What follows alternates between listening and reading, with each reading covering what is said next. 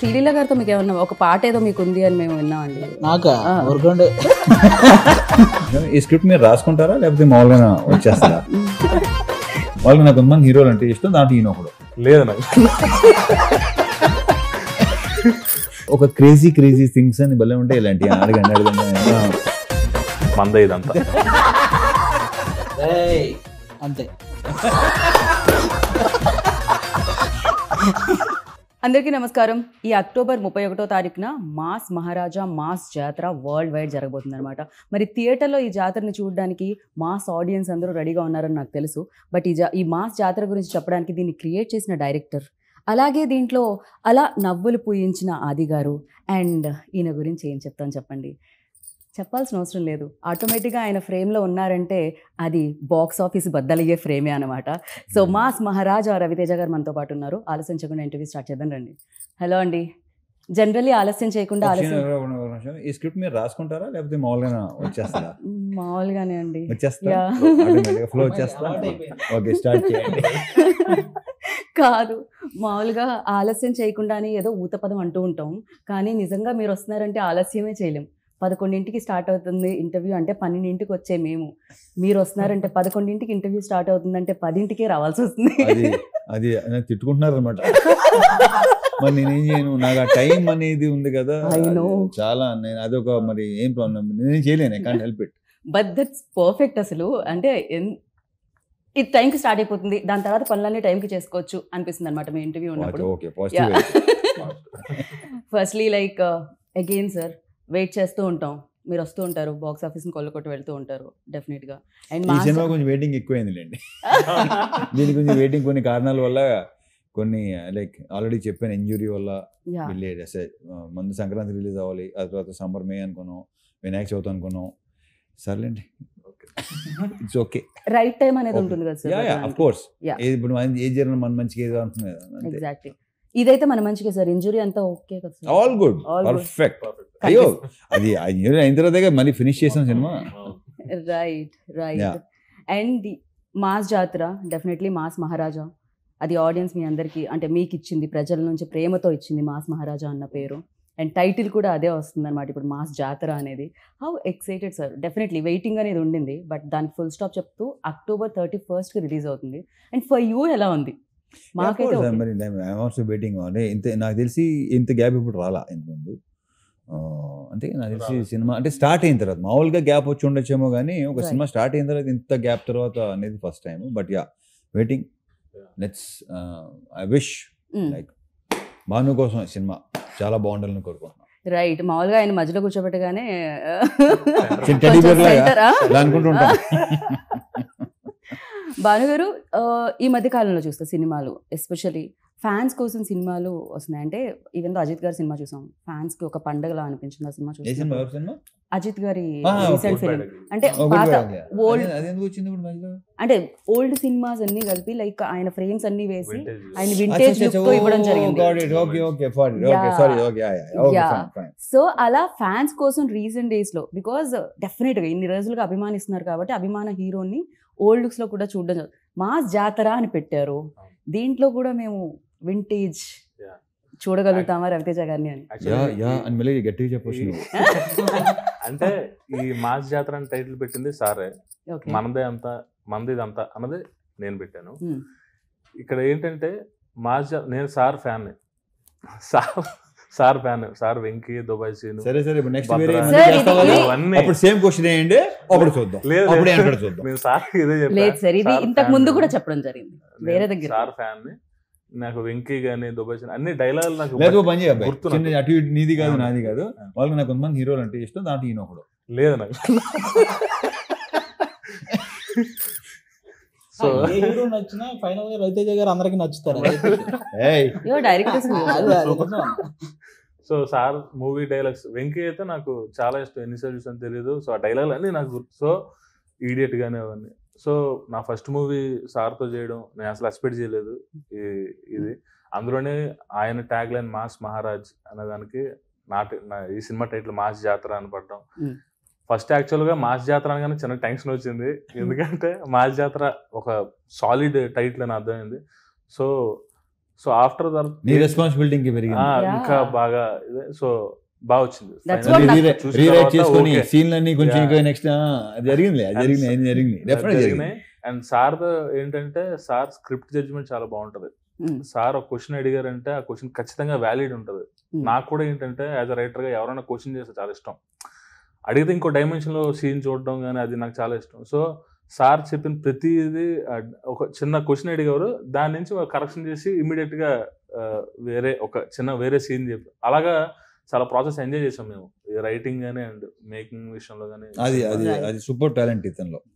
చాలా చెప్పినా with in no time మళ్ళీ మార్చి వచ్చేవాడు, లైక్ ఆ సీన్ ని నెక్స్ట్ లెవెల్ లో తీసుకెళ్లేవాడు. అది ఉంది డెఫినెట్లీ. జనరల్లీ అంటే స్క్రిప్ట్ నుంచి ఏదైనా రాసుకున్నప్పుడు ప్రేమ ఉంటుంది, రైటర్స్ కి ఇంకా ఎక్కువ ప్రేమ ఉంటుంది, ఎక్కువ రాసేసుకుంటారు వాళ్ళు. ఇక్కడ ఇలా అలా కాదు బాబు, దీనికి తెలుసు ఎంతవరకు అంటే కరెక్ట్, ఎంతవరకు అది ప్రాబ్లం కాదు అసలు, అబ్సల్యూట్లీ ప్రాబ్లం కాదు. రైట్, వాళ్ళు సూపర్ సక్సెస్ఫుల్ రైటర్స్ కూడా. అది గారు ఏంటి సంగతి మరి? మొత్తం బ్రైట్ గా ఉంది, అసలు మామూలుగా లేదు మీ షర్ట్. ఫ్యూచర్ ఆల్వేస్ బ్రైట్ గా ఉంటుంది, వెండి తెర మీద బుల్లి తెర మీద. ఆ బ్రైట్నెస్ ఇంకొంచెం పెరిగింది అయితే రవితేజ గారితో ధమాకా సినిమా చేసిన తర్వాతే. రైట్, ఆ ధమాకా సినిమాలో మీతో ధమాకా సినిమాలో సార్ ఎంకరేజ్మెంట్ తోనే ఏదైతే రావు రమేష్ గారికి నాకు మధ్య ఉన్న ఆ సీన్స్ చాలా బాగా వర్కౌట్ అయినాయి. ఆ తర్వాత నుంచి ఆల్మోస్ట్ రవితేజ గారి ప్రెస్ సినిమాలో చేస్తున్నాను నేను. అంటే బతికున్నంత కాలం ఎనర్జీగా ఉంటూ ఎంటర్టైన్ చేయాలనుకుంటున్న ప్రతి ఒక్కరికి రవితేజ గారి ఇన్స్పిరేషన్. ఇంకా సార్ మధ్య మధ్యలో ఇలాంటి ఉపశమనం కోసం చెప్తూ ఉండేనా సార్? ఉపశమనం కోసం ఏ ఉపశమనం ఏంటో నాకు చాలా ఇబ్బందిగా ఉంటుంది. అలాని కాదు, రైమింగ్ ఆయన టైమింగ్ పెట్టిన పేరు అది అసలు. కానీ బేసిక్ గా నువ్వు ఏ సెట్ కైనా వెళ్ళు, హీరో అవ్వని లేకపోతే ఎవరైనా కమెడియన్ అవని, పొద్దున్నే ఎదురేమనుకో అదే ఎలా ఉన్నా ఇది ఓకే, సాయంత్రం ఎలా అంటారు అది ఓకేనా వస్తాను ఇది కదా, అదే ఎలా ఉన్నావు పొద్దున, మళ్ళీ హీరో గారు సాయంత్రం కూడా అదే ఓకే బాయ్, ఇదే ఎనర్జీ ఆ షూట్ అయిపోయిన తర్వాత కూడా. రైట్, ఆయన టైమింగ్ అమేజింగ్ గా ఉంటుంది, మీ టైమింగ్ ఉంటుంది, మీ ఇద్దరి మధ్యలో ఆ కాంబినేషన్ సీన్స్ ఇందులో ఎలా ఉండబోతున్నాయి? అంటే చెప్పినట్టు చూడండి, చూపించినట్టు ఖచ్చితంగా చాలా మంచి ఫన్ సీన్స్ చాలా ఉన్నాయి. నేను కానీ అజయ్ ఘోష్ గారు కానీ మా కాంబినేషన్ లో రవితేజ గారితో చేసే ఆ ఫన్ ఎలిమెంట్స్ చాలా ఉన్నాయి, అవి థియేటర్ లో చాలా బాగా పేలుతాయి. రైట్, రవి సార్, లైక్ డెఫినెట్గా ఇన్ని ఇయర్స్, ఇన్ని సినిమాలు, సో బోల్డ్ అని మాస్ ఎంటర్టైనర్స్ మీరు చేయడం జరిగింది. So what is the difference అంటే ఏం చెప్తారు? మామూలుగా సినిమాకి దట్ వేరియేషన్ అండ్ డిఫరెన్స్ అది ఉంటూ ఉంటుంది. అండ్ ఈ సినిమాకి బికాజ్ ఇన్ని సక్సెస్లు చూశారు, మాస్ సినిమా అంటే మాస్ మహారాజా అనేవాళ్ళు, సో అలాంటిది ఇప్పుడు మళ్ళీ మాస్ జాతర వస్తుంది. That difference what you find? Bhanu అదన్ రైటింగ్స్. ఓకే, మీరు సామాజిక వర్గం సినిమా సినిమాకి అలాంటి ఇలాంటి దాంతో వస్తాడని డెఫినెట్ గా. అండ్ సెకండ్ హాఫ్ లో అయితే కొన్ని మంచి, నేను చెప్తే మరి ఎక్కువ బాగుంది, నా బేసిక్గా చెప్తూ నాకు ఇష్టం ఉండదు, ఆ విషయం మీకు కూడా తెలుసు. నేనైతే కానీ మీరు అలా చెప్తూ ఉంటే ఒక 4-5 లైన్లు నేను వింటూ ఉండాలని నా ఆశ సార్. అది తెలుసు కదా మీకు, నా గురించి తెలుసు కదా.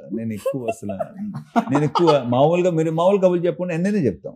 సినిమా గురించి వచ్చేసరికి మాత్రం నేను అసలు నాకు అది ఇష్టం ఉండదు. అదేంటో నా గురించి కానీ నా సినిమా గురించి కానీ నేను ఇలా వచ్చేస్తున్నాయి, ఎలా వచ్చేస్తున్నాయి, బాగా వచ్చేస్తున్నాయి అని కాదు. డెఫినెట్గా దాంట్లో ఇప్పుడు బాగుంటేనే కదా చేస్తాం.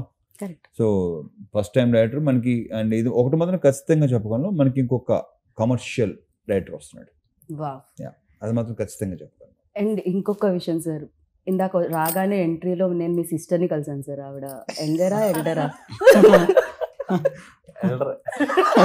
ఇప్పుడు ఈ మాట విందంటే గౌరవ ఆవిడ లేరు కదా మా అమ్మాయి. బట్ యా సేమ్ లైక్ మేము బేసిక్ గానే డాటర్ అండ్ ఫాదర్ లో ఉండడం like best buddies. Right. And ఇప్పుడు అన్నారు మాస్ జాతర టైటిల్ ఒక బాధ్యత అయితే మాస్ మహారాజుని హ్యాండిల్ చేయడం డెఫినెట్గా రైటింగ్ నుంచి డైరెక్షన్, అంటే పేపర్ మీద పెట్టడం దగ్గర నుంచి విజువల్ ఎంతమంది చూస్తూ ఉంటారు, అక్కడ తీసుకొని రావడం, హౌ టఫ్ ఇట్ ఈజ్ అండి for you, like especially handling ఇంత ఇమేజ్ ఉన్న యాక్టర్? స్టార్టింగ్ అయితే ఆఫ్టర్ సార్తో పని చేయకముందు, అంటే ఆ రోజు ఫస్ట్ డే షూట్, ఆ టైం కదా నైట్ నాకు నిద్ర పట్టలేదు, టెన్షన్ బాగా అనిపించింది. సో సార్ వచ్చిన తర్వాత కూల్ చేస్తారు. పక్కన నిజం సార్ ఒట్టు. సో సార్ కూల్ గురించే చేస్తారు. కదా అని అడిగారు, మీరు అందుకే నిద్రపోలేదు కదా, లేకపోతే అంటే నాకు యాక్చువల్లీ సార్ అంత ఫ్రెండ్లీగా ఉన్నదన్న ఒక టెన్షన్ ఉంటుంది ఫస్ట్ టైం. అదే లేదు, ఆ టెన్షన్ ఏంటంటే నేను టెన్షన్ కాదు, నెక్స్ట్ నువ్వు డైరెక్షన్ చేయబోతున్నావు కదా ఆ టెన్షన్. నీకు నేను కాదు టెన్షన్ అన్న, ఓకే ఉన్నది మాట్లాడుతున్నావు. నీకేంటంటే రేపటి సీన్ నెక్స్ట్ మన ఫస్ట్ సీన్ నాకు గుర్తులేదు, ఏంటి నీకు గుర్తుందో నాకు గుర్తులేదు, పెళ్లి చూపులు సీన్. నేనంటే ఫస్ట్ టైం ఒక పక్కనేమో రాజేంద్ర ప్రసాద్ గారు, పక్కన ఈయన, ఒక పక్కన గోల పెళ్లి సీన్, పెళ్లి చూపులు సీన్ అనమాట ఫస్ట్ సీన్. సో నీకేంటంటే సీన్ పట్ల టెన్షన్ తప్ప నాన్న. సార్ వచ్చిన తర్వాత మొత్తం కూల్, చాలా ఫాస్ట్ గా అయిపోయింది అప్పుడు సీన్. టైమింగ్ పర్ఫెక్ట్ గా కుదిరింది. సో యాక్చువల్గా దానికే చూసా టైమింగ్. యాక్చువల్ వాల్టర్ వీరయ్యకి నేను డైలాగ్స్ వన్ ఆఫ్ ద రైటర్ని. ఆ టైంలో సార్ని చూసా ఎలా ఏంటి అని. మన డైలాగులు రాస్తున్నప్పుడు సార్ అలా చెప్తున్నారు అన్నది ఆ బాడీ లాంగ్వేజ్ ఉంటది. దానికంటే ముందు వెండి తెర మీద పోలీసాలు చూసాను. అదొకటి, ఇంకా ఆయన ప్రతి సినిమాలో ఏ మాడ్యులేషన్ చెప్తారు, ఏ టైంలో చెప్తారు డైలాగ్స్ అన్నది నాకు బాగా తెలుసు.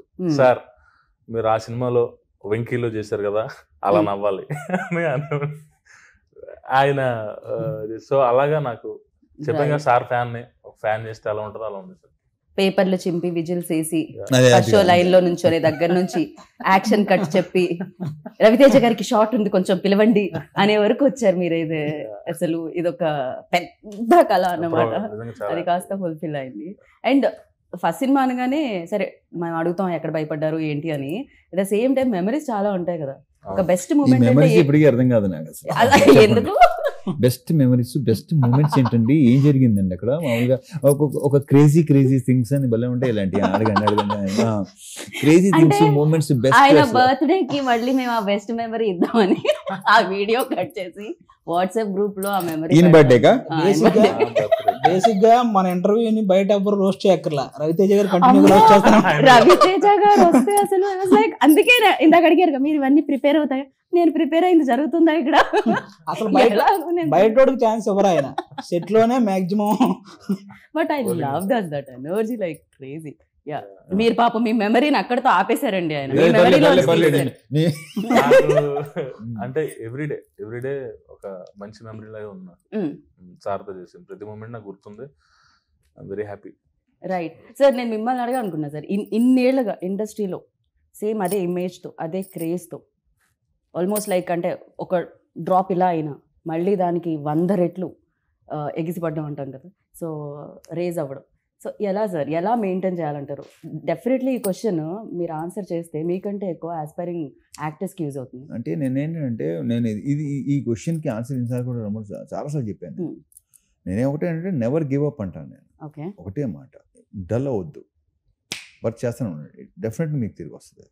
నేను అదే నమ్ముతాను. రైట్. అరే డల్ అయిపోయామంటే ఇంక మొత్తం అసలు కాన్ఫిడెన్స్ లెవెల్ తగ్గిపోతే, కాన్ఫిడెన్స్ బీ కాన్ఫిడెంట్ ఆల్వేస్. అది చాలాసార్లు చెప్పాను, ఈ క్వశ్చన్ ఆన్సర్ చాలాసార్లు చెప్పాను. బట్ యాక్చువల్లీ గవర్నమెంట్ వాళ్ళకి కానీ ఆర్మీ వాళ్ళకి కానీ ఎనీ అదర్ జాబ్స్ కానీ ఒక రిటైర్మెంట్ ఏజ్ అనేది ఉంటుంది జనరలీ, బట్ యాక్టర్స్కి మాత్రమేను ఆ ప్యాషన్. మీకు ఎవరు సార్ ఇచ్చేది? మీరు 40లో 20 లాగా, 50లో 30 లాగా ఉంటాయి, 50లో 20 లాగా. 20 అనేది బేసిక్ కామన్. అది ఇది కొంచెం ఏమో కొంచెం ఫిలాసఫికల్ అంటారా లేకపోతే ఎమోషనల్ అంటారా తెలియదు కానీ అసలు నా లాస్ట్ బ్రెత్ సెట్లోనే ఉండాలని. రవీష్, మీరు ఎప్పుడు ఇలానే మాస్ జాతర చేస్తున్నాను మనస్ఫూర్తిగా కోరుకున్నాం వెండి తెర మీద. సో యా, అండ్ ఆది గారు మీ టైమింగ్ మరి జనరల్లీ నేను ఏమని విన్నానంటే మీరు యాక్టింగ్ చేసేటప్పుడు ఇన్ఫ్యాక్ట్ మీరు కూడా మీ ఇన్పుట్స్ ఇస్తూ ఉంటారు, సో మీ డైలాగ్స్ ఇస్తూ ఉంటారు, అప్పటికప్పుడు మీ సీన్స్ రాస్తూ ఉంటారు అని విన్నాను. ఎంతవరకు చిన్న ఇంటరప్షన్ అది ఈ విషయంలో నేను చెప్తాను. నేను బేసిక్గా ఆది కానీ లేకపోతే శ్రీనివాస్ రెడ్డి అంత ముందు చాలా మంది ఎవరైతే చేస్తానో నేను ఒకటి చేస్తుంటే వాళ్ళు కొన్ని చెప్తుంటారు, డెఫినెట్ తీసుకుంటాను నేను. వాళ్ళు స్పాంటేనియస్ గా వాళ్ళు బాగా బేసిక్గా రైటర్స్ కూడా కాదు, వాళ్ళు ట్రాక్స్ రాస్తారు మొత్తం దాన్ని ఏమంటారు మీరు చేస్తారు కదా ఏది రాసేస్తానే వాళ్ళే కదా. సో వాళ్ళు చాలా నేను నాకు వచ్చింది డెఫినెట్ గా చేస్తుంటాను, ఎందుకంటే స్పాంటేనిటీ అనేది ఎస్ నేను నమ్ముతాను దాన్ని. డైలాగ్ కాకుండా ఎక్స్ట్రాలు కూడా చేయటం అనేది భాను విమర్శలు అడిగాడు, అది ఒకటే అది ఎలా వస్తుందని నేను అడిగేవాడు. అదంతే అందుకని నా డైరెక్టర్స్ నాకు కట్ చెప్పరు. ఈ విషయం ఇంతకుముందు చెప్పాను, కట్ ఇప్పుడు చెప్పలేదు నాకు. ఇంకైనా ఎత్తాడేమో అని చూస్తుంటారు వీళ్ళు. సో అలాగా ఆది కొంచెం కట్ చెప్పా నువ్వు కట్ చెప్ప మీరేంటి ఒకటే టేక్ లో మొత్తం సినిమా కట్ చెప్పా నువ్వు అని అంటారు, ఏదైనా ఇస్తారేమో. బట్ ఏంటి అది అది కొన్ని దాన్ని ఇంప్రూవైజ్ చేసి ఇలా చేస్తే బాగుంటుంది చాలా చెప్తుంటారు. ఫస్ట్ డిస్కషన్స్ అనేది జరుగుతుంది, టేక్ లో అయిపోయిన తర్వాత స్పాట్ లోనే. ఇప్పుడు ఒక టేక్ అవుతుంది, టేక్ అనగానే ఇలా చేస్తే బాగుంటుంది ఇంకోటి అనుకోండి, రాధి చెప్తారు లేదా ఇంకోటి ఎవరు చెప్తారు, అయ్యా అది ఉంది. నా వరకైతే నేను సీన్ పేపర్ తీసుకెళ్లి ఇచ్చి రాసేసాం, అయిపోయింది, అది అయిపోయింది, నువ్వేమనంటే అంటే ఇక్కడ బాగా ఉందనంటే లేదు ఏదో వేస్తావు ఒకటి. సినిమాకి మాక్సిమం అంత అవసరం రాలేదు, ఎందుకంటే అన్న మీకు తెలుసు కదా సామాజిక వర్గం అన్న సినిమా అంత హిట్ అయిందంటే దానికి డైలాగ్స్ అక్కడ నుంచి మీకు తెలుసు కదా అన్నారు, సామాజిక వర్గం గురించి కదా. అవును, మీరు హోస్ట్ చేశారు కదా, అందరికీ తెలుసు.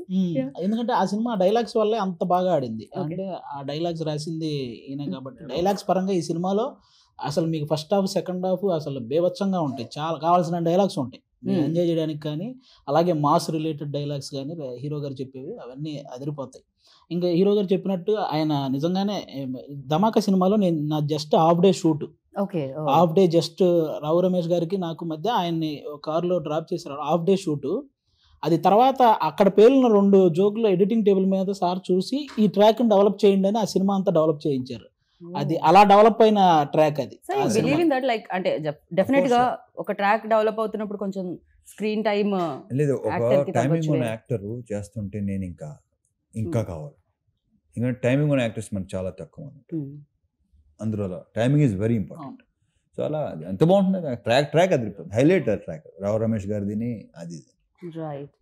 అండ్ సితారా ఎంటర్టైన్మెంట్స్ దాని గురించి వంశీ గారి గురించి బెటర్ డైరెక్టర్ గారిని అడగాలి మేమైతే. పైగా ఇంకొకటి అండి, ఇక్కడ స్ట్రైట్ ఫార్వర్డ్ ఏదైనా చెప్పేస్తారు, అక్కడ స్ట్రైట్ ఫార్వర్డ్ ఏదైనా చెప్పేస్తారు, ఎలాంటి దాపరికాలు ఉండవు ముఖం మీద. సో ఎలా ఉండేదండి అసలు ఇటు నుంచి అటు నుంచి స్ట్రైట్ ఫార్వర్డే, ఇంకా మధ్యలో ఇంకా వెనకాల మాట్లాడే ఏం లేదు.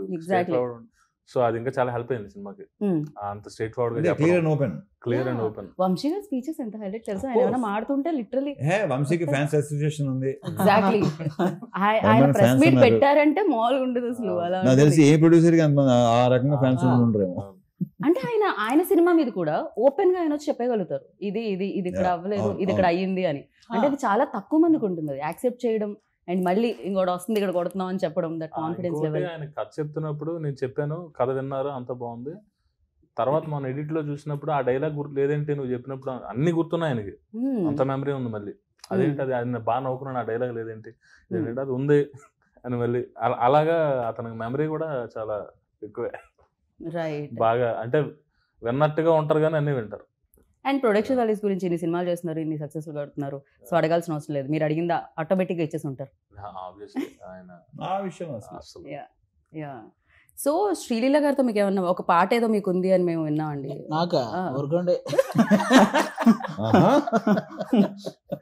లీలా గారికి మీకు ఉందని విన్నాం. బేసిక్ గా ఆవిడ గ్రేస్ ని మ్యాచ్ చేయాలంటే మీరు కరెక్ట్ అని మిమ్మల్ని చూస్ చేశారు. అయ్యి బాబోయ్, అది కూడా ధమాకాలోనే చేసేసాం.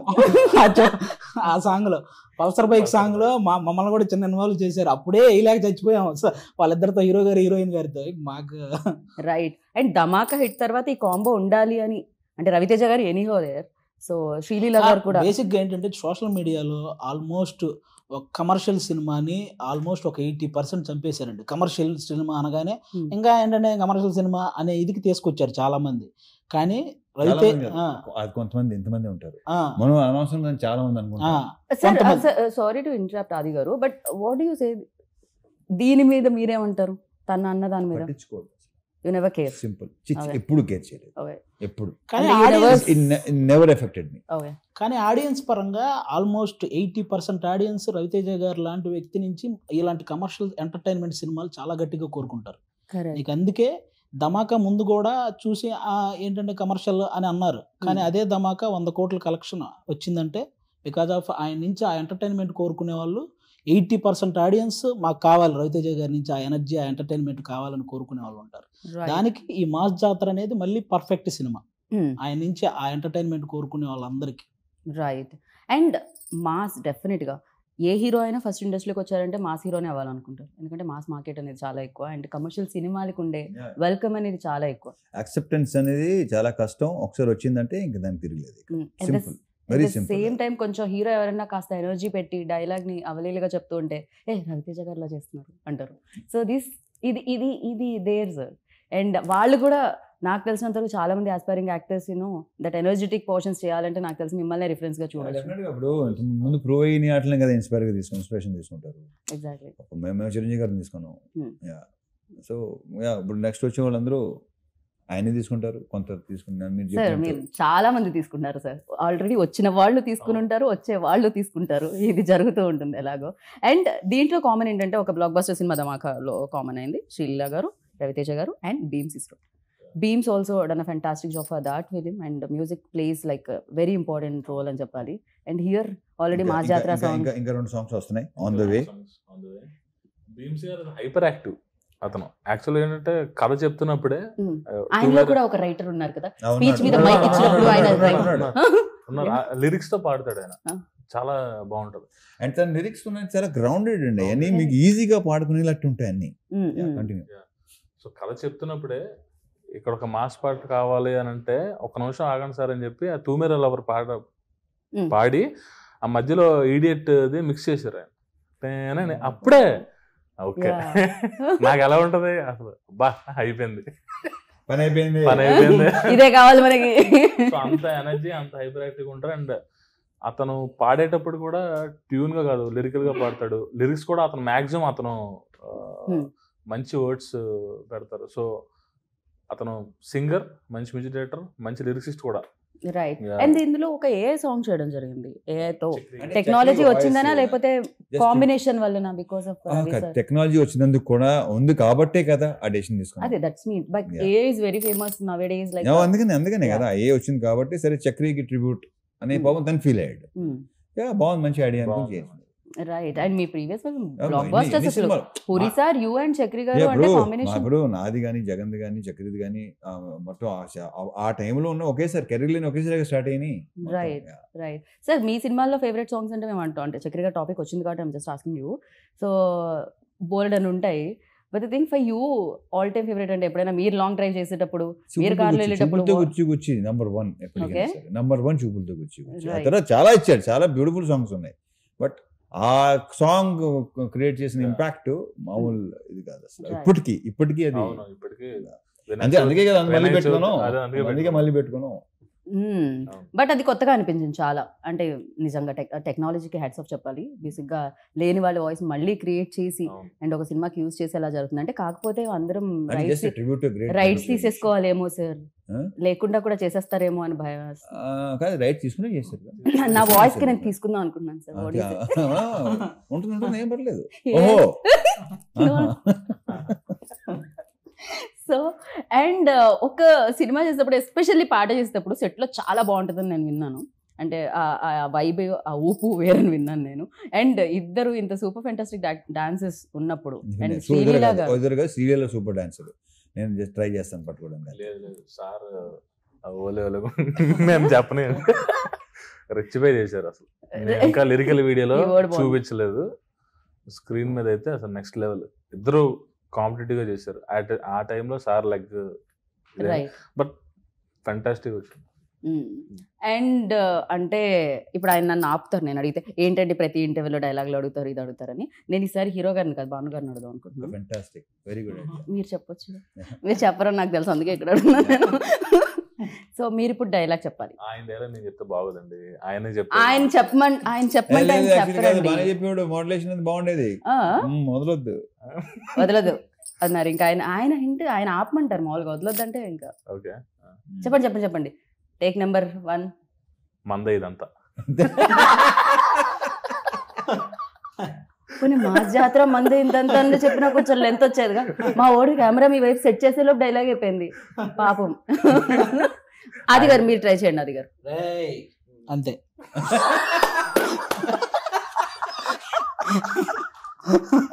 అక్టోబర్ 31 అంతే.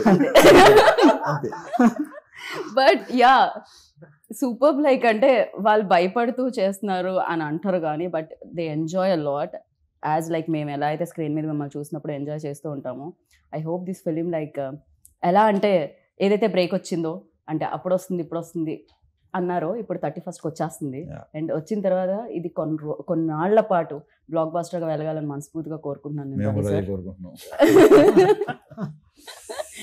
దే పెయిడ్, అలాగే నాకు లవ్ కూడా ఉంది కాబట్టి కోరుకుంటున్నాను నేను.